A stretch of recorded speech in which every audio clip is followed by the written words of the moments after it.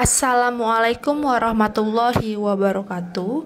Halo teman-teman, hari ini kita akan belajar mata pelajaran IPS yang berjudul Peran PBB terhadap Kemerdekaan Republik Indonesia. Masih dengan saya, Rizky Nopriyanita.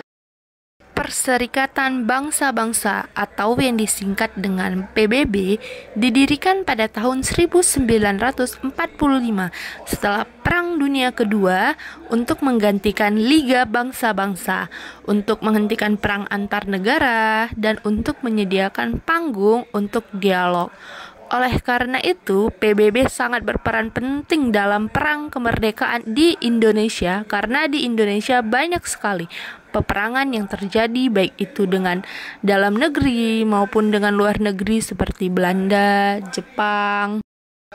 Nah, teman-teman, berikut ini adalah beberapa hasil keputusan yang telah dicapai oleh PBB setelah proklamasi. Yang pertama yaitu Piagam Pengakuan Kedaulatan pada tanggal 27 Desember 1949. Yang kedua, pembentukan RIS. Yang ketiga, pembentukan Uni Indonesia Belanda. Yang keempat, pembubaran tentang KNIL dan KL yang diintegrasikan ke dalam APRIS. Yang kelima, Piagam tentang Kewarganegaraan dan Persetujuan tentang Ekonomi Keuangan. Pengakuan kemerdekaan Indonesia secara de jure oleh Belanda ditandai dengan adanya Piagam Pengakuan Kedaulatan pada tanggal 27 Desember 1949 dalam bentuk Negara Republik Indonesia Serikat atau yang disingkat dengan RIS.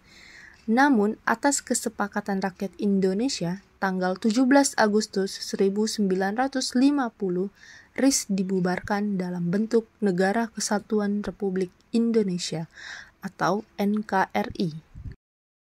Sifat dan hakikat sosiologi.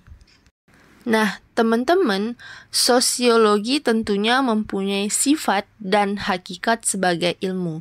Di antaranya yaitu yang pertama, sosiologi termasuk rumpun ilmu-ilmu sosial yang berhubungan dengan gejala-gejala kemasyarakatan. Yang kedua, sosiologi merupakan ilmu pengetahuan yang kategoris.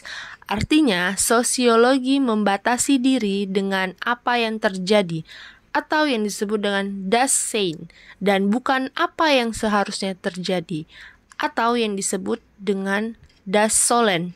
Yang ketiga, sosiologi merupakan ilmu pengetahuan yang murni karena tujuannya untuk membentuk dan mengembangkan ilmu pengetahuan secara abstrak, bukan ilmu pengetahuan terapan atau terpakai. Yang keempat, sosiologi merupakan ilmu pengetahuan yang abstrak, artinya yang diperhatikan adalah pola dan peristiwa yang terjadi di dalam masyarakat. Yang kelima, sosiologi bertujuan untuk menghasilkan pengertian-pengertian dan pola-pola umum. Sosiologi meneliti dan mencari apa yang menjadi prinsip atau hukum-hukum umum dari interaksi antar manusia dan perihal sifat, hakikat, isi, dan struktur masyarakat manusia. Yang keenam, sosiologi merupakan ilmu pengetahuan yang rasional terkait dengan metode yang dipergunakannya. Nah, jadi teman-teman, sosiologi itu termasuk ilmu pengetahuan yang umum dan bukan merupakan ilmu pengetahuan yang khusus. Artinya, sosiologi mengamati dan mempelajari gejala-gejala umum yang ada pada setiap interaksi dalam masyarakat secara empiris. Baiklah teman-teman, sekian pembelajaran kita pada hari ini. Jangan lupa dikerjakan soalnya dan tetap semangat.